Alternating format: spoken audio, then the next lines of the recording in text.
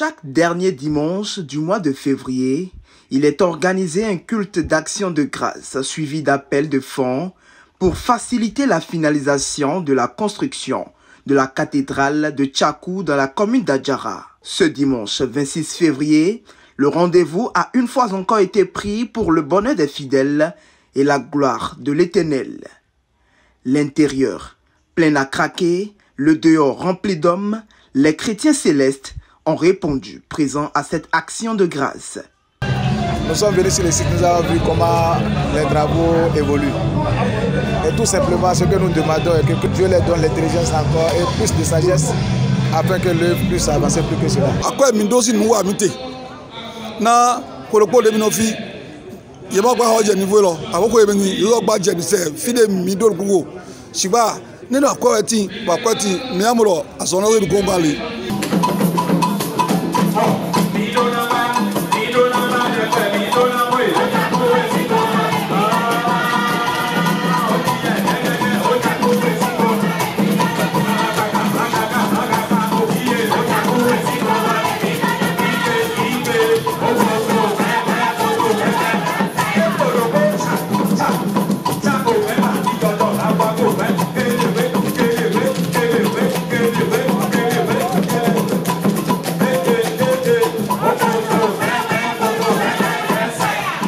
Pendant toutes ces années de collecte de fonds, les esprits de bonne volonté ont pris le temps de s'affaiblir. Des rumeurs et suspicions ont vite fait de décourager plusieurs personnes dans leur engouement. Papa, met ton messie de yon quand papa aussi des aides à yon. Minona, pondoko, si kakano vie tindo togomelosu. Même dans Nde papa met ton zeda yendo mais là nan disons bon diton yo ho na ngigba e wa se ro le doto menu mele était bien quoi mele do agunle ji e so no na kwa wa e no di dodo e do ko jowe we no do ko jo e ni e so no bana su kwele a donc me gbo fi bo alo bi o mele do me do ni le do e ni descend onu yeton me ni maze o de yeton do wa yan do bodo zi azo mawu me tonton go gbegba de papa me ton zeda yi eni ma go azo lo do go do blo. Il y a plus de malades parmi nous les chrétiens célestes parce que la Bible nous déclare ce que nous cotisons pour le lieu saint et Tchakou c'est un lieu saint. On ne doit pas être fatigué car Dieu dit de prier sans cesse. Donc je ne sais pas pourquoi les gens sont fatigués. Et ceux qui sont fatigués, ceux qui se croient fatigués, on les laisse comme ça. Et ceux qui ne sont pas fatigués, ils continuent dans leurs œuvres. Flindo tu vois toi, bon Flindo l'homme là, à quoi là mais tout là pour dire de ma papa, tout à quoi dire de pour de cousin go. Ne a des deux voyés il me les deux à toi pour le dire. Ma pauvre femme là, tu es à dollar, j'ai l'honneur à l'étonner. Tu es à dollar à la mort, parle de ton taux, j'ai aidé. Et donc tout, il a mis les poches à Géwadi au Kouadi de Wéko. Donc mais ça doit bon, au menu colère, il est à Doudou. Mais nous colère des moines là, il y a quoi de idée. Si on conseille de t'aider, mais papa il va y gagner. Nous allons nous, mais ma voix doit périr le bon. Mais nous colère le quadrou, parce qu'on va sonner dans le complot. Nous millions de pauvres, nous le connaissons, c'est là que mes pauvres quand là qu'on besoin de voir. Tant que nous vivons, nous espérons toujours. Parce que tant que il reste à faire, rien n'est déjà fait. Donc pour cela, nous devons cotiser encore pour que le chantier soit achevé et les bénédictions y nous soient.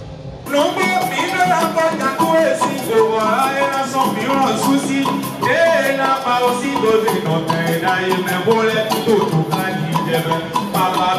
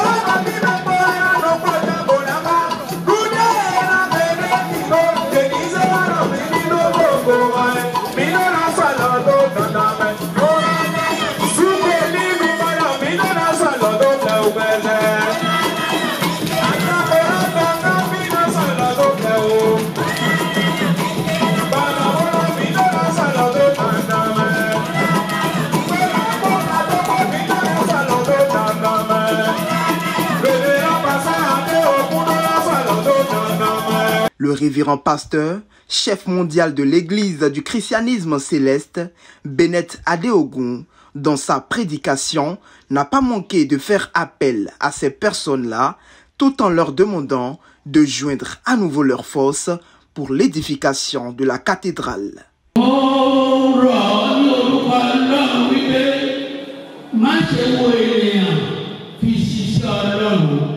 Le révérend voudrait ce matin nous inviter ou t'inviter à ne point tenir compte des hommes.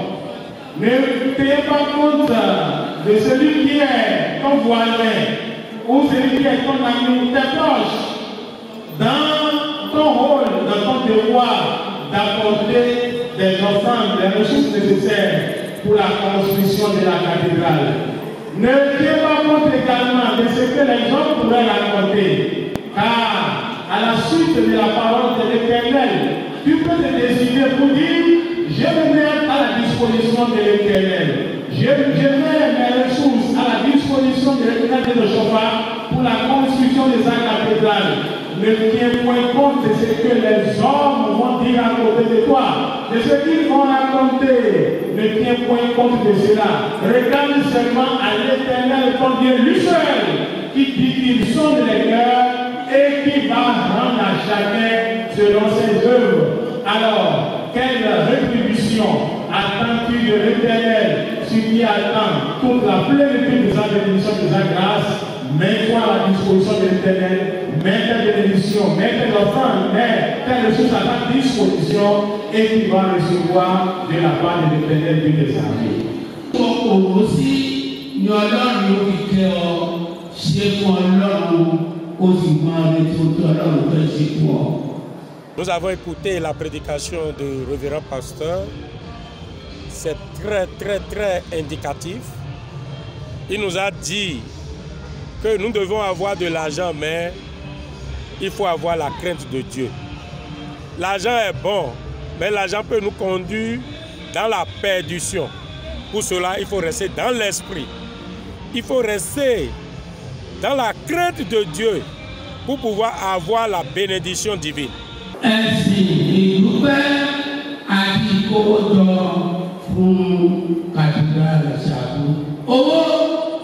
parlons de la cathédrale de Chacou. Nous devons l'achever. Nous avons besoin de l'argent. Oui, l'argent. L'argent est une bonne chose. L'argent, lorsque vous l'avez, eh bien, vous agissez comme si le monde vous appartient. Votre entourage vous glorifie. On loue votre mérite. Et on vous encense même avec les mots. C'est à toi de savoir te conduire pour que l'argent ne te conduise point à la chute. L'argent est très important, mais la manière de l'avoir, la manière de l'utiliser lorsque l'argent est à votre disposition, c'est à vous de savoir vous prendre pour ne pas pécher contre l'Éternel.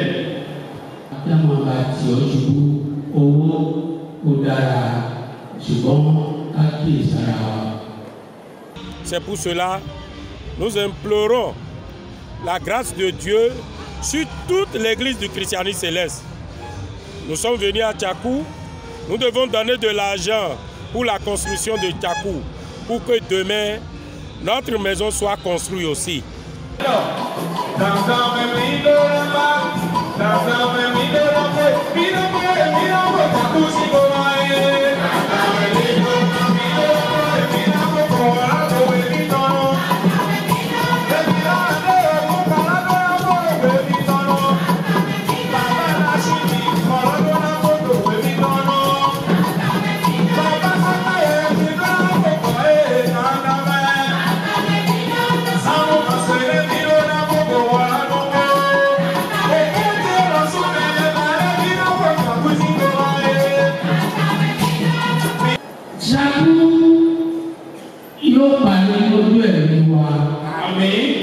La cathédrale de Chacou va s'achever en notre temps.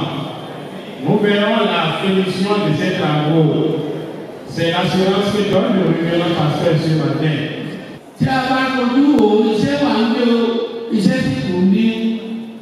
Cette édition a connu la participation de plusieurs dignitaires, devanciers et fidèles venus de partout, mais aussi et surtout des membres du forum Solutions pour la paix. Dans l'ensemble, ils ont soutenu le chef mondial de l'Église du christianisme céleste dans son esprit de rassemblement des forces.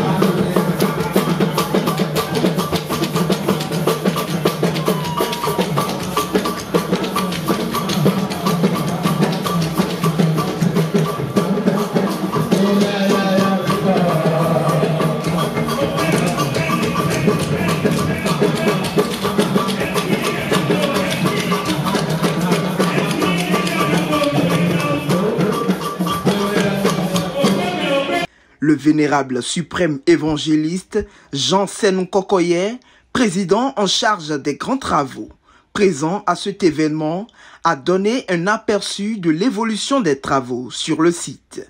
Pour nous qui sommes à l'intérieur de la structure principale de cette cathédrale, puisque après il y aura d'autres structures annexes, il y aura des ailes, tout ça là qui vont être implantés, mais nous sommes à l'intérieur de la structure du corps, n'est-ce pas, de cette cathédrale. Alors quand nous levons la tête et que nous regardons, nous pouvons nous rendre compte aisément que les travaux de réalisation de la charpente ont quelque peu évolué depuis notre dernier passage en février 2022. Pour la réalisation de la charpente, à ce jour, nous sommes à un taux physique d'environ 65%. Il reste 35% à réaliser pour nous permettre de boucler entièrement la charpente de la structure principale de cette cathédrale. Il a aussi exhorté tous les fidèles à penser à chaque moment à l'avancement des travaux de cette cathédrale. Le défi, notre appel ce matin à l'endroit de tout un chacun de nous est que nous fassions en sorte, à travers la mobilisation des ressources aujourd'hui, les mobilisations qui vont suivre, que d'ici quelques mois, nous puissions définitivement ouvrir la cathédrale de Tchakou.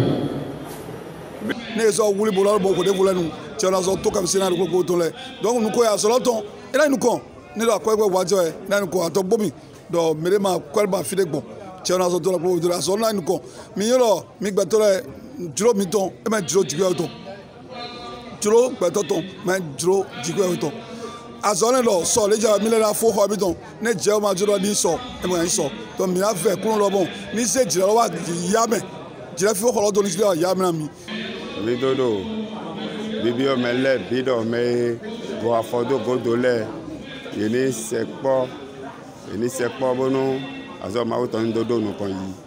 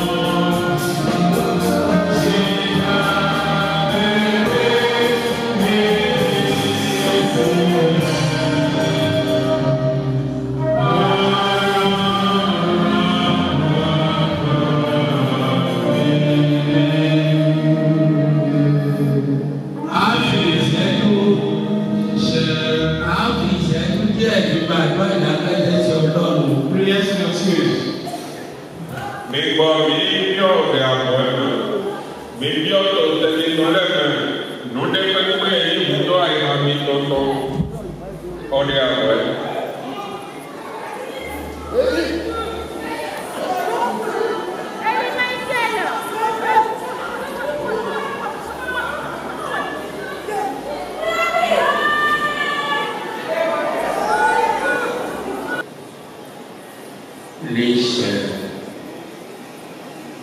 Níṣẹ́ lórúkọ Jésù Kristi Jehova. Jésù Kristi. Sẹ́mìṣẹ́. Olóore ọ̀fẹ́ ńlá. Ọlọ́run ẹ̀sìméjì ọ̀ṣọ́fà. Ọlọ́run ti gbé ẹlẹ́ṣẹ̀ tó sú. Ọlọ́run ọ̀gbàgbà tó ń gba láìlára. Akọ̀ wọ́n tí ó sì balẹ̀ yìí. Adúró gbẹ̀ngbẹ̀ lẹ́yìn aṣòtítọ́. Olóore ọ̀fẹ́ ńlá. Ògo ni fún orúkọ rẹ̀ lókè ọ̀run. Wọ inú ọkàn àwọn ọmọ rẹ lọ. Àmín. Ya ọkàn wọn sí mímọ́. Àmín. Gbogbo tí a fẹ́ ṣe lónìí, àwọn ẹ̀bùn tá a mú wá Olúwa yà sí mímọ́. Àmín. Ya àwọn ọ̀nà wa sí mímọ́. Àmín. Ya ọ̀nà iṣẹ́ wa sí mímọ́. Àmín. Fi ìbùkún sórí iṣẹ́ wa. Àmín. Fi ìbùkún sórí ilé wa. Àmín. Fi ìbùkún sórí òwò wa. Àmín. Fi ìbùkún sínú fámìlì wa. Àmín. Ọdún yìí jẹ́ kó sàn wá. Àmín. Ọdún yìí kó tù wá dára. Àmín. Máa fi oore ọ̀fẹ́ rẹ bá wa gbé. Olúwa gbọ́ àdúrà yìí. Fi àṣẹ dáhùn. Ní orúkọ Jésù Olúwa wa. Fi oore ọ̀fẹ́ Jésù Kristi Olúwa wa. Ìfẹ́ láti bàbá. Ìdààmú ẹ̀mí mímọ́. Wọ́n fi àṣẹ dáhùn.